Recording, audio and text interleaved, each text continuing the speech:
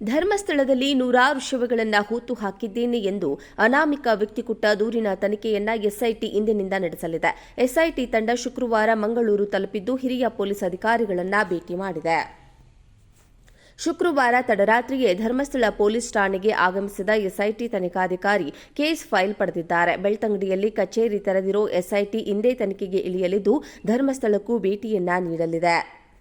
ಕಳೆದ ಜುಲೈ 3ರಂದು ದೂರುದಾರನ ಪರವಾಗಿ ವಕೀಲರು ಧರ್ಮಸ್ಥಳ ಪೊಲೀಸ್ ಠಾಣೆಗೆ ಆತನ ಹಸ್ತಾಕ್ಷರದ ಪ್ರತಿಯನ್ನ ಸಲ್ಲಿಸಿದ್ರು. ಮಾರನೇ ದಿನ ಎಫ್ಐಆರ್ ದಾಖಲಾಗಿದ್ದು ಸ್ಥಳ ಮಹಜರು ನಡೆಸಿ ದೂರುದಾರನ ಸಮ್ಮುಖದಲ್ಲಿ ಶವಗಳನ್ನು ಅಗೆದು ತೆಗೆಯಲು ಪೊಲೀಸರು ನ್ಯಾಯಾಲಯದ ಅನುಮತಿಗೆ ಅರ್ಜಿಯನ್ನ ಸಲ್ಲಿಸಿದ್ರು. ಈ ನಡುವೆ ಪ್ರಕರಣದ ತನಿಖೆಯನ್ನ ನಡೆಸಲು ಹಿರಿಯ ಐಪಿಎಸ್ ಅಧಿಕಾರಿ ಪ್ರಣವ್ ಮೊಹಂತಿ ನೇತೃತ್ವದ 4 ಐಪಿಎಸ್ ಅಧಿಕಾರಿಗಳ ಸಹಿತ ಒಟ್ಟು 20 ಮಂದಿಯ ಎಸ್ಐಟಿಯನ್ನ ರಚಿಸಿ ಸರ್ಕಾರ ಆದೇಶಿಸಿದೆ. ಹೀಗಾಗಿ ಶುಕ್ರವಾರ ರಾತ್ರಿ ಮಂಗಳೂರಿಗೆ ಆಗಮಿಸಿದ ಎಸ್ಐಟಿ ತಂಡ ಮಂಗಳೂರಿನಲ್ಲಿ ವಾಸ್ತವ್ಯವನ್ನ ಹೂಡಿದೆ. ಇನ್ನು ಡಿಐಜಿ ಅನುಚಿತ್, ಪಶ್ಚಿಮ ವಲಯ ಐಜಿಪಿ ಅಮಿತ್ ಸಿಂಗ್ ಅವರನ್ನ ಭೇಟಿ ಮಾಡಿ ಮಾತುಕತೆ ನಡೆಸಿದ್ದಾರೆ. ಬಳಿಕ ತಡರಾತ್ರಿ ಧರ್ಮಸ್ಥಳ ಠಾಣೆಗೆ ಎಸ್ಐಟಿ ತನಿಖಾಧಿಕಾರಿ ಜಿತೇಂದ್ರ ದಯಾಮ ಆಗಮಿಸಿ ಕೇಸ್ ಫೈಲ್ ಪಡೆದಿದ್ದಾರೆ. ಧರ್ಮಸ್ಥಳ ಪೊಲೀಸ್ ಠಾಣೆಯ ಸಬ್ ಇನ್ಸ್ಪೆಕ್ಟರ್ ಪ್ರಕರಣದ ಈವರೆಗಿನ ತನಿಖಾಧಿಕಾರಿ ಸಮರ್ಥ ಗಾಣಿಗೇರ್ ಅವರೊಂದಿಗೆ ಮಾತುಕತೆಯನ್ನು ನಡೆಸಿದ್ದಾರೆ. ಇಡೀ ಪ್ರಕರಣದ ತನಿಖೆಯನ್ನು ಎಸ್ಐಟಿ ಇಂದಿನಿಂದಲೇ ಆರಂಭಿಸಲಿದ್ದು ಬೆಳ್ತಂಗಡಿಯಲ್ಲಿ ಕಚೇರಿ ತೆರೆದಿದ್ದು ತನಿಖೆಗೆ ಬೇಕಾದ ಎಲ್ಲಾ ತಯಾರಿಗಳನ್ನು ಮಾಡಿಕೊಂಡಿದ್ದಾರೆ. ಪ್ರಕರಣದ ಎಲ್ಲಾ ದಾಖಲೆಗಳನ್ನು ಸಂಗ್ರಹಿಸಿದ ಅಧಿಕಾರಿಗಳು ಪ್ರಕರಣದ ತನಿಖೆಗೆ ಧರ್ಮಸ್ಥಳಕ್ಕೂ ಆಗಮಿಸಲಿದ್ದಾರೆ.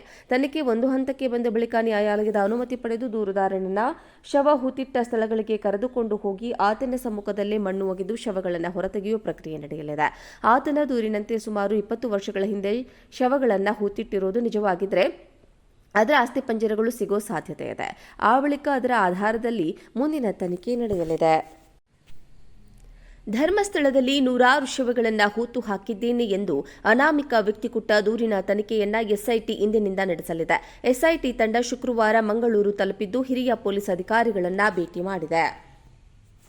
ಶುಕ್ರವಾರ ತಡರಾತ್ರಿಯೇ ಧರ್ಮಸ್ಥಳ ಪೊಲೀಸ್ ಠಾಣೆಗೆ ಆಗಮಿಸಿದ ಎಸ್ಐಟಿ ತನಿಖಾಧಿಕಾರಿ ಕೇಸ್ ಫೈಲ್ ಪಡೆದಿದ್ದಾರೆ. ಬೆಳ್ತಂಗಡಿಯಲ್ಲಿ ಕಚೇರಿ ತೆರೆದಿರೋ ಎಸ್ಐಟಿ ಇಂದೇ ತನಿಖೆಗೆ ಇಳಿಯಲಿದ್ದು ಧರ್ಮಸ್ಥಳಕ್ಕೂ ಭೇಟಿಯನ್ನ ನೀಡಲಿದೆ.